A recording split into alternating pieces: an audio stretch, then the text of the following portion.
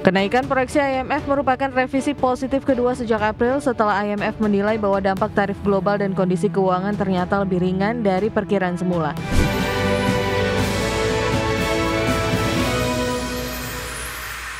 Kita beralih ke informasi selanjutnya pemirsa, di mana Dana Moneter Internasional IMF menaikkan proyeksi pertumbuhan ekonomi global untuk 2025 menjadi 3,2% dari sebelumnya 3%. Meski demikian, IMF memperingatkan bahwa ancaman perang dagang antara Amerika Serikat dan Tiongkok dapat secara signifikan menekan output ekonomi dunia.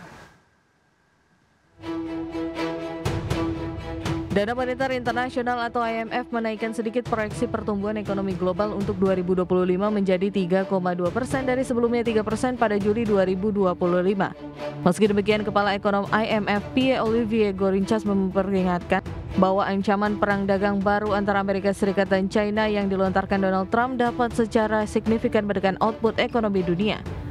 Kenaikan proyeksi IMF merupakan revisi positif kedua sejak April setelah IMF menilai bahwa dampak tarif global dan kondisi keuangan ternyata lebih ringan dari perkiraan semula.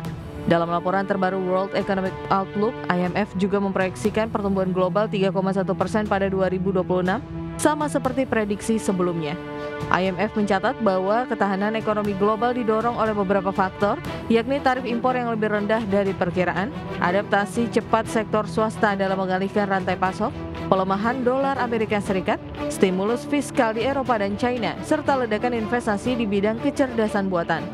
Namun ancaman baru muncul setelah Trump mengancam mengenakan tarif 100% terhadap barang-barang asal China sebagai respon terhadap langkah Beijing memperluas kontrol ekspor logam tanah jarang. Lebih lanjut, IMF memperkirakan inflasi global sebesar 4,2% pada 2025 dan 3,7% pada 2026, nyaris tidak berubah dari laporan sebelumnya. Berbagai sumber IDX Channel. Dan selanjutnya dari bursa global pemirsa, di mana bursa Wall Street berakhir variatif di perdagangan Rabu waktu setempat dengan indeks S&P 500 dan Nasdaq menghijau didorong lonjakan saham sektor perbankan usai hasil kinerja kuartal ketiga yang solid dari Morgan Stanley dan Bank of America. Sementara investor tetap mencermati meningkatnya ketegangan dagang antara Amerika Serikat dan Tiongkok. Pada akhir perdagangan Rabu, indeks S&P 500 ditutup menguat di 0,4% ke level 6.671 dan indeks Nasdaq Composite naik di 0,66% ke posisi 22.670.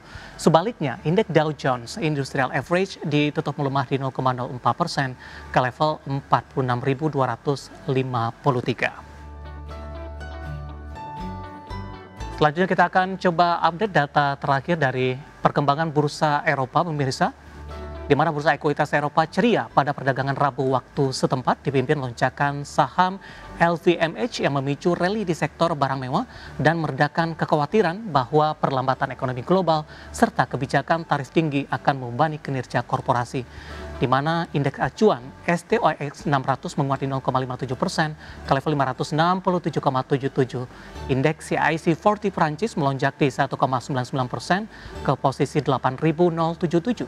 Sementara sebaliknya, indeks DAX Jerman melemah maksud kami di 0,23% ke posisi 24.181.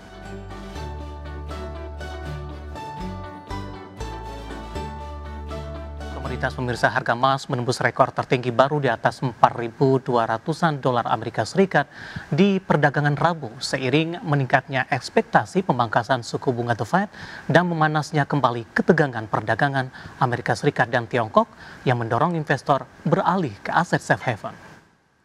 Harga emas spot melonjak di 1,3% menjadi 4.195 dolar per troy ounce setelah sempat menyentuh rekor intraday di 4.217 dolar Amerika. Di mana sepanjang tahun ini harga emas meroket lebih dari 60% didorong kombinasi berbagai faktor, termasuk meningkatnya ketegangan geopolitik, ekspektasi pemangkasan suku bunga, pembelian besar-besaran oleh bank sentral, tren terhadap dolarisasi serta arus masuk kuat produk ETF berbasis emas, di mana permintaan terhadap aset aman semakin meningkat setelah Presiden Donald Trump menyatakan Washington mempertimbangkan untuk memutus sebagian hubungan dagang dengan Tiongkok, menyusul langkah kedua negara yang saling mengenakan biaya tambahan pada pekan ini. Pasar juga terus mencermati penutupan sebagian pemerintahan Amerika yang telah menghentikan publikasi data ekonomi resmi dan berpotensi mempersulit pandangan membuat kebijakan di tingkat global.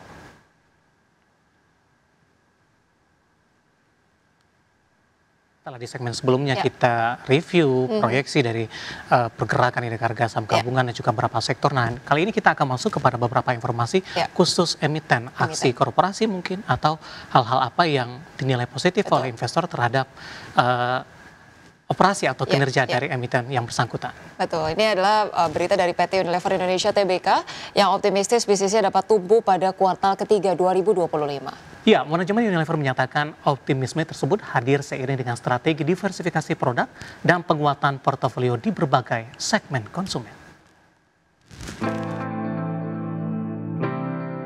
PT Unilever Indonesia Tbk optimistis bisnisnya dapat tumbuh pada kuartal 3 2025 di tengah tantangan pelemahan daya beli masyarakat. Presiden Direktur Unilever Benji Yap mengatakan optimisme ini hadir seiring dengan strategi diversifikasi produk dan penguatan portofolio di berbagai segmen konsumen, mulai dari produk kebutuhan dasar hingga kategori premium. Terlebih produk perseroan telah menjangkau seluruh lapisan masyarakat. Adapun perseroan akan segera menyampaikan laporan keuangan dan hasil kinerja kuartal 3 2025 pada pekan depan. Sebelumnya di semester 1 2025, perseroan mencatat total penjualan sebesar 18,2 triliun rupiah, menurun 4,4% secara tahunan.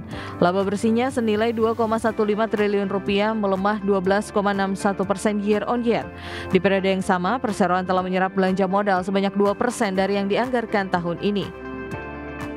Selain optimisme bisnis, Direktur Unilever Niraj Lal juga menyebut realisasi buyback yang dicanangkan 2 triliun rupiah telah mencapai 14%. Aksi korporasi yang dilaksanakan dengan harga maksimum Rp1.700 per saham tersebut ditargetkan rampung pada bulan Oktober 2025.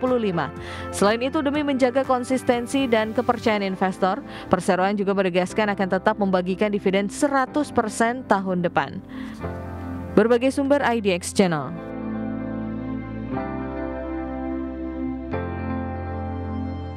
Informasi selanjutnya, pemirsa, PT Wijaya Karya Bangun Gedung Tbk atau Wika Gedung tengah memburu kontrak jumbo untuk mengejar target tahunan yang masih jauh dari harapan. Hingga pertengahan Oktober 2025, emiten konstruksi plat merah ini mengantongi kontrak baru sekitar 116 miliar rupiah atau 6% dari target sebesar 1,9 triliun rupiah. Ya, perseroan WG tetap optimistis target akhir tahun bisa tercapai berkat sederet proyek besar yang kini tengah dalam proses tender. Salah satu proyek besar yang diincar adalah pembangunan gedung lembaga legislatif dan yudikatif di ibu kota Nusantara dengan nilai total sekitar 8 triliun rupiah. Selain itu, perseroan juga menanti hasil tender proyek rumah susun di Provinsi DKI Jakarta dengan 2 paket pekerjaan masing-masing senilai 250 miliar rupiah. Selain itu, perseroan juga tengah mengikuti beauty contest untuk proyek pembangunan gedung BUMN di sektor kesehatan dengan nilai sekitar 1 triliun rupiah.